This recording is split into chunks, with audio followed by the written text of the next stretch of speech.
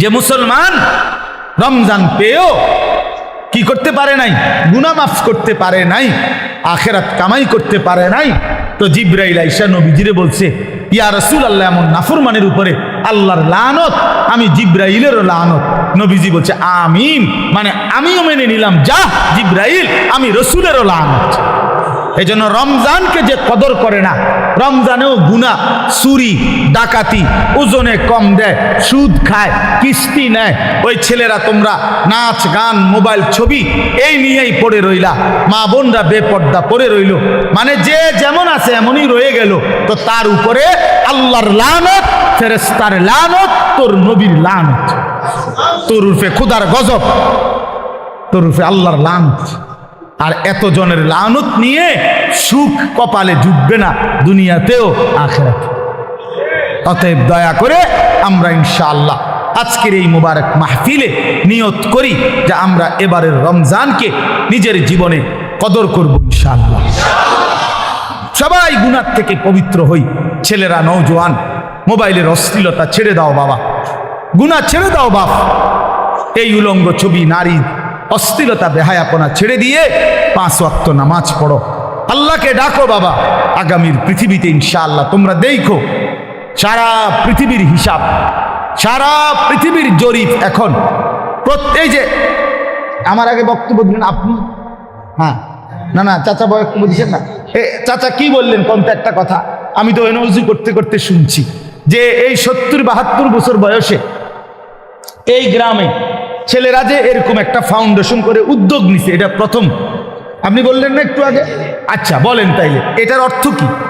অর্থ হলে আমি ব্যক্তিগতভাবে এখন প্রতিদিন গড়ে 3-4টা বয়ানে যায়, এরপরও কুলাইতে পারি না।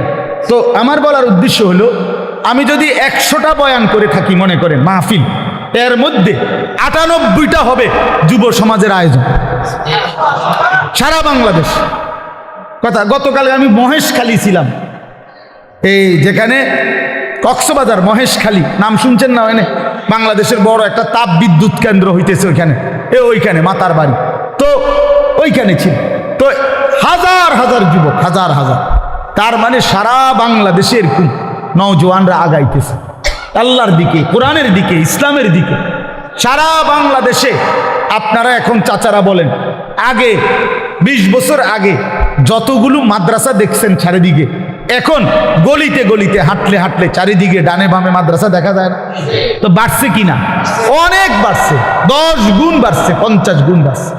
সারা বাংলাদেশে প্রত্যেক বছর, এখন বছরে বারবার বাংলাদেশের ছেলেরা কোরআনের হাফেজ হিসাবে সারা বিশ্বের আন্তর্জাতিক প্রতিযোগিতায় 70 দেশ 100 দেশের সাথে 1 নম্বর 2 নম্বর হয়ে থাকে বাংলাদেশের ছেলেরা। তার মানে বোঝা গেল যে আলহামদুলিল্লাহ যুব সমাজ, নওজোয়ানরা যেভাবে ইসলামের দিকে আগাইতেছে, আগামীর পৃথিবীতে এই নওজোয়ানরাই কালেমার পতাকা উড়াবে ইনশাআল্লাহ। হ্যাঁ হ্যাঁ, ইসলামের পতাকা উড়বে, বিজয়ের পতাকা উড়বে ইনশাআল্লাহ। তখন তোমরা যেই ছেলেরা নামাজি হবা, চরিত্রবান হবা, ইনশাআল্লাহ মনে রাখো তোমাদের হাতেই ইমানের পতাকা উঠবে। কোন বাটপার, নারী লুবি, চরিত্রহীন, লম্পট, বেনামাজি, অসভ্য তোমারে দিয়া মনে করো আগামীর পৃথিবীর কোনো কাজ হবে না, কেউ তোমারে নিবে না। আমি বলব, এই জন্য চরিত্র হেফাজত করো, আখলাক হেফাজত করো। আমি দোয়া করলাম এই সুন্দর ফাউন্ডেশন, আমাদের যেই কোনো পরামর্শ দরকার, শুধু ঘন ঘন মাহফিল না চাইলে, আমার মাদ্রাসায় যাইবা, অসুবিধা নাই। প্রতি মাসের 2য় শনিবার আমাদের মাদ্রাসায় মাসিক ইসলাহি মাহফিল হয়। এই যে ফেব্রুয়ারি মাসের 8 তারিখ 2য় শনিবার হবে ইনশাআল্লাহ। আপনারা নওজোয়ানরা, ছেলেরা তোমরা যাইও, বয়ান শুনতে যাও, দেখা হোক। কোনো পরামর্শ দরকার হইলে আমরা পরামর্শ দেব ইনশাআল্লাহ। কিন্তু ইনশাআল্লাহ আমার আশা এটা, আমরা বিশ্বাস করি আগামীর পৃথিবী যুবকরাই, নওজোয়ানরাই কালেমার পতাকা উড়াবে ইনশাআল্লাহ। অতএব আমরা যেন কেউ নষ্ট না হই, চরিত্রহীন না হই, চরিত্রহীন না হই। আল্লাহ আমাদেরকে তৌফিক দেন, কবুল করেন। আজকের এই মোবারক মাহফিলকে আল্লাহ তাআলা ভরপুর বরকত দান করেন। আর কিছু? আলহামদুলিল্লাহি রাব্বিল আলামিন। আল্লাহুম্মা আনতাস সালাম ওয়া মিনকাস সালাম, তাবারাকতা। হযরত ওমর রাদিয়াল্লাহু তাআলা আনহু তিনি যত জায়গায় মুসলিম গভর্নর পাঠাইতেন ওনার শাসন আমল, তখন এই মুসলিম গভর্নর মানে এখনকার ডিসি যেমন এরকম মানের, তো ওনাদের কাছে বলতেন যে তোমরা যে অঞ্চলে যাচ্ছ ওই অঞ্চলের ইমানদার মুসলমানদেরকে বলবে যে তারা যেন তাদের নারীদেরকে, মহিলাদেরকে সূরা নূর শিখায়। আল্লিমু নিসাআকুম সূরাতান নূর, তোমরা তোমাদের নারীদেরকে সূরা নূর শিখায়ো। কারণ নারীদের পর্দা, নারীদের সতীত্ব এবং চারিত্রিক পবিত্রতার ক্ষেত্রে ইসলামের সবচেয়ে গুরুত্বপূর্ণ বিধিবিধান, শরীয়তের হুকুম আহকাম, অশ্লীলতা, বেহায়াপনা, জিনা, ব্যভিচার এগুলোর প্রতিরোধে সবচেয়ে বেশি আয়াত হুকুম এই সূরার মধ্যে। এই সূরা নারীর চরিত্র হেফাজত করে, সমাজের মধ্যেও অশ্লীলতা, বেহায়াপনা প্রতিরোধে কার্যকর ভূমিকা রাখবে। এজন্য এই সূরা যেহেতু আলহামদুলিল্লাহ নাম এটাই দেওয়া হইল, এই জন্য আমি এটা পরামর্শ দিলাম। আল্লাহ তাআলা তৌফিক দান করেন। বাংলা অনুবাদের জন্য সবচেয়ে সুন্দর হলো তাফসিরে তাওজিহুল কোরআন, একটা তাফসির আছে 3 খণ্ডে, ঢাকা মাকতাবাতুল আশরাফ থেকে প্রকাশিত। ওইখান থেকে অনুবাদটা দিবেন, সংগ্রহ করায় দিয়েন আপনি, ওই খণ্ড একটা কিনে দিয়ে নগরে। ওইটার অনুবাদ বাংলা ভাষায় বর্তমানে সবচেয়ে সুন্দর, মজাদার এবং সাবলীল, সহজ, খুব অল্প কথায় বুঝার, এবং ওইটার সাথে প্রাসঙ্গিক ছোট্ট ছোট্ট কিছু টিকা, ব্যাখ্যা ওই তাফসিরটার মধ্যে আছে। এবং ওইটার লেখক হলেন সারা পৃথিবী বিখ্যাত, বর্তমান সময়ের সারা বিশ্ববিখ্যাত একজন আলেম দ্বীন, পাকিস্তানের আল্লামা তাকি উসমানী দামাত বারাকাতুহুমুল আলিয়া। উনি জগৎ বিখ্যাত আলেম, ওনার লিখিত। আল্লাহ তাআলা আমাদেরকে তৌফিক দান করেন। মোবাইলের ব্যাপারে বললাম, অর্থ হইল যে আসলে প্রত্যেকেই যদি একটা একটা মোবাইল হাতে ধরে রাখো ভাই, তাহলে মনোযোগ দিয়ে শুনবে কে? সবাই যদি আমরা অন্যেরকে নিয়ে আছে, আমি অন্য করে শুনাম, অন্যদেরকে আমি সংশোধন করবো, তো তুমি ভালো হইবা কোন দিন? তোমার পরিবর্তন হবে কোন দিন? প্রত্যেকেই যদি অন্যকে নিয়ে ফিকির করি ঠিক আছে, কিন্তু নিজের ফিকির করব কখন? অথচ কোরআনুল কারীমের মধ্যে মানবতার সংশোধনের ক্ষেত্রে প্রথম নির্দেশ নিজের সংশোধন। কোরআনুল কারীমের মধ্যে আল্লাহ তাআলা বলছেন সর্বপ্রথম নিজের সংশোধনের দিকে শতভাগ নজর দিতে। ইয়া আইয়ুহাল্লাযীনা আমানু কু আনফুসাকুম ওয়া আহলিকুম নারা। আল্লাহ তাআলা বলেন, হে ঈমানদারগণ, তোমরা প্রত্যেকেই নিজেকে বাঁচাও এবং তোমাদের পরিবারের সদস্যদেরকে বাঁচাও নারান, জাহান্নামের আগুন থেকে। তাইলে আলাদাভাবে বলছে যে নিজেকে বাঁচাও, এরপরে বলছে স্ত্রী, সন্তান, পরিবার পরিজনকে বাঁচাও। তাহলে নিজেকে বাঁচাও, এটা আলাদা হুকুম, আলাদা হুকুম। এজন্য নিজের ফিকির করা, নিজের সংশোধন, আমার ঈমান, আমার নামাজ, আমার চরিত্র, আমার আখলাক, আমার চলাফেরা, আমার কথাবার্তা, আমার আচরণ, লেনদেন, এটা ঠিক করা। আমার কবর, আমার আখেরাত, আমার হাসর, আমার মিজান, আমার ফুলসিরাত, এই নিজের ফিকির করা। আমি মরলে আমাকে, আমার জিন্দিগি নিয়ে আমি চলে গেলাম, এরপরে পৃথিবীতে অনেক কিছু হইতে পারে, কিন্তু আমি তো নাই। আমার মৃত্যুর পরে পৃথিবীর সব মানুষ যদি চাঁদের দেশেও জায়গা, আমার লাভ কি? আমি তো নাই, আমি তো কবর। এই জন্য নিজের ফিকির করা, ইমানের ফিকির, আমলের ফিকির, এটা খুব জরুরি। কোরআনুল কারীমের মধ্যে আল্লাহ তাআলা বলেন, ইয়া আইয়ুহাল্লাযীনা আমানু আলাইকুম আনফুসাকুম, হে ঈমানদারগণ নিজেকে মজবুতভাবে আঁকড়িয়ে ধরো।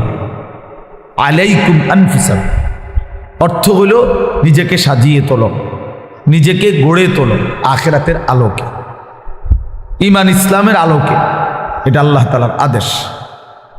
কোরআন শরীফে আল্লাহ বলছেন ওয়া'মুর আহলাকা বিস-সালাতি ওয়াসতাবির আলাইহা, তুমি তোমার পরিবারের সদস্যদেরকে নামাজের আদেশ করো এবং নিজে নামাজের উপরে অত্যন্ত মজবুত দৃঢ় থাকো। অর্থাৎ কোনো অবস্থাতে নিজের এক ওয়াক্ত নামাজও ছেড়ো না। নিজেকে ভুলে মানুষের সংশোধন, নিজের ঈমান আমল নামাজ রোজা আমনে ওটা মেল করতেছে, ওটা সংশোধন করে, গ্রামে কাজ্জা ফাসাদ এগুলোর সমাধান করে। জোহরের নামাজও পড়ে নাই, আসরের নামাজ ওটা মেল করে, জনসেবা করে। আপনার এই জনসেবার দরকার কি? আপনারে কে বললো যে নিজের নামাজ বাদ দিয়ে মানুষের সেবা করতে? এটা আপনারে কোন ইবলিসে কইল? এটা কে বলল? এটা কোন ধরনের জনসেবা? আমি পেশাবের উপরে দাঁড়াইয়া আরেকজনরে ভালো পানি দিয়ে গোসল করা, হেবড়া নিজে দাঁড়াই দিছে পেশাবের, বুঝছেন না? নিজে মদ খাই আরেকজনরে মধু খাওয়া। তাহলে এইখানে আহাম্মকি ছাড়া আর কিচ্ছু নাই। তার জন্য নিজের সংশোধন আগে, মানুষের সেবা, মানুষের কল্যাণ অবশ্যই ভালো কাজ, কিন্তু সেইটা হবে আমার নিজের সংশোধন শতভাগ ঠিক রেখে, শতভাগ ঠিক। আমার মাহফিলের দেরি হয়ে যাইতেছে, এখন আমার মাগরিব বাদ এখানে বয়ান করার কথা আজকে, আমার আরো 2টা মাহফিল আছে আজকে। এখন আমি চিন্তা করলাম যে ধরে আমার ওয়াজ যেহেতু ক্ষতি না হয়, মাগরিবের নামাজ বাদ দিয়ে লাই, টানা আইসা পড়ি। তাহলে আপনারা যে সময় মাগরিব পড়তেছিলেন তখন তো আমি যদি টানা আইসা পড়তাম, তাহলে এই আধা ঘন্টা টাইম ফাঁকি দেওয়া যে সময় আপনারা নামাজ পড়ছেন, সুন্নত পড়ছেন, তো আমি তো আইতে পারতাম। আপনি আইয়া বুঝলেন, নইলে আমার তো দরকার আপনার করে হেদায়েত করুন, আমি জাহান্নামে গেলাম। ঠিক না? এটাই তো বুদ্ধিমানের কথা নাকি? না, আমি ঠিক এই সাফিতলা বা জামাত নামাজ পড়ে তারপরে আসছি। কথা বুঝছেন কিন্তু? এই তাহলে এটা হলো বুঝের হিসাব যে আমার নামাজ বাদ দিয়ে বুঝি আমি আপনার মাহফিল ধরতে যাবো। কেন 10 মিনিট দেরি হলে কি হবে? আধা ঘন্টা দেরি হয়েছে, 8 পিস হয়েছে, খালাস। এই জন্য বললাম নিজের সংশোধনের ফিকির কিশোর, নওজোয়ান, বয়স্ক সবার মধ্যে বাবা এটা দরকার। এই জন্য আমরা যে মোবাইল সবাই মিলে ব্যস্ত, অন্যকে শোনাবো, অন্যকে দেখাবো, তো নিজের পরিবর্তন হবে কখন? এই জন্য এতে নিজের পরিবর্তন হয় না। মোবাইল হাতে ধরে রাখলে মনোযোগ হয় না, দিল জমে না, কথার মধ্যে আগ্রহ তৈরি হয় না, নিজের অন্তরে কোনো বিবেচনা, বিবেক, দিল জাগে না, প্রেরণা আসে না। এক তো হইল হুজুর আসছে, ওনারে চিনি, ওনা এখন অনেক লোকে হয়তো ওনার বয়ান শুনে আমিও আসছি, হ্যাঁ, উড়াউড়ি করে, দৌড়াদৌড়ি করে, দফাদফি করে আসলাম, দেখলাম, হুড় করে আবার চলে গেলাম, খালাস। তো এইটা তো কোনো জিন্দিগি না বাপ। এই জনপ্রিয়তা দিয়েই হবে কি? আর এই আসা যাওয়ার দ্বারা হবে কি? মানুষ জমলো 10 লাখ, মানুষ জমলো 10,000, কিন্তু যার মতো, আমি আমার মতো, উনি উনার মতো, প্রত্যেকেই আগের মতো, তো লাভ হইল কি? বললো কারে, শুনলো কারে, আয়োজন করলো কার জন্য? তাই ইনসাফের কথা বলে। যিনি বিড়ি খায় উনি বিড়িয়ে খায়, যিনি সুদ খায় উনি সুদে খায়, যিনি মিথ্যা বলে তিনি মিথ্যাই বলে, যিনি কথায় কথায় গালি দেয় তো আপনি গালিই দিচ্ছেন, যার দোকানে টেলিভিশন, চা দোকানে নাচ গান চলে তো চলতেই আছে, যার ঘরে পর্দা পুশিদা নাই, বউ বাচ্চার স্ত্রী কন্যা, তো সেইভাবেই চলতেছে, যার ছেলে নামাজ পড়ে না তো পড়েই না, যার মেয়ে পর্দা করে না তো করেই না। তো এই ইমাম সাহেবদের এই প্রতি সপ্তাহের বয়ান তাইলে কার জন্য? কাকে করে এগুলো? এই কোরআন আল্লাহ তাআলা তাইলে কার জন্য নাজিল করলেন? চাঁদের দেশের মানুষের জন্য? তাইলে রাসূলুল্লাহ সাল্লাল্লাহু আলাইহি ওয়াসাল্লামের 23 বছরের মেহনত কার জন্য করেন?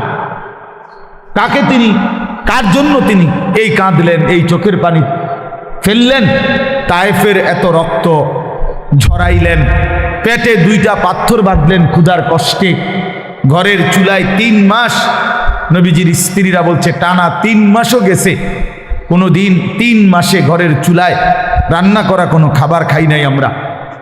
তো এইভাবে রাত দিন ক্ষুধার্ত, রক্তাক্ত, চোখের পানি, এইভাবে নবীজি কষ্ট দিবানিশি করে, মাকসাদ উদ্দেশ্য কি ছিল? তাই নবীজির নাম ব্যবহার করে আমরা কিছু জিলাপি খাবো, খিচুড়ি খাবো, বিরিয়ানি খাবো, খালাস। এই তো 23 বছর নবীজির মেহনতের খোলাসা, মানে লক্ষ্য উদ্দেশ্য, ঠিক না? চাইলে ইনসাফ কি বলে, বিবেক কি বলে? এই জন্য প্রিয় বাপ, প্রিয় ভাই, এটা জরুরি বিষয়। নিজের পরিবর্তন, নিজের সংশোধন, নিজের ফিকির খুব জরুরি, খুব জরুরি। মানুষের কল্যাণ এটাও উত্তম, কিন্তু নিজেকে বাদ দিয়ে না, নিজেকে ভুলে না, নিজেকে ছেড়ে দিয়ে না। এই সংসারের জন্য আমি আমার জীবনটা হুজুর শেষ করে নিলাম। কি লেগে আপনি শেষ করলেন সংসার? আপনারে কইছে কোন ছাগলে, কোন ছাগলে আপনারে বলছে সংসারের লেগে জীবনটা শেষ করতে? এটা কোথায়? কোরআন শরীফের কোন আয়াতে লিখছে আল্লাহ যে হে ইমানদার, জিফুতের ভাত তরকারির লেগে জীবনটা শেষ করে দাও? নামাজ, রোজা, অজু, গোসল, হালাল হারাম কিচ্ছুর দরকার নাই, বাসা বাসির, শুধু পয়সা কামাই করবা আর জিফুতের শুধু ভাত খাওয়াইবা, বিল্ডিং করবা, দোকান করবা, যেমনে পারো সুদে পারো, কিস্তিতে পারো, ফুদ বিদেশ পাঠাইবা, মাইয়ারে সুদে টাকা লইয়া পারো, কিস্তিতে টাকা নিয়ে পারো, মেয়েরে বিয়া দিয়া দিবা, বাইত যেভাবেই পারো মরের আগে আগে জিফুতের বিল্ডিং জমি ঠিক করে দিয়া যাইবা। এই কথা আপনারে কে বলছে? কোন ইবলিসে বলছে? কোন শয়তানে বলল? বলেন, ইনসাফ করে বলেন, কোরআনের কোন আয়াত যে আল্লাহর বান্দা তুমি ওযু, নামাজ, হালাল হারাম, পাক নাফাক, জায়েজ না জায়েজ বাদ দিয়ে শুধু কামাই করো আর জিফুত পালো? হ্যাঁ, বলে সুন্দর সুন্দর কথা বলেন অনেকে, এই সংসারে লেগে জীবনটা হুজুর শেষ করলেন। কিল্লা শেষ করছে? কে বলছে?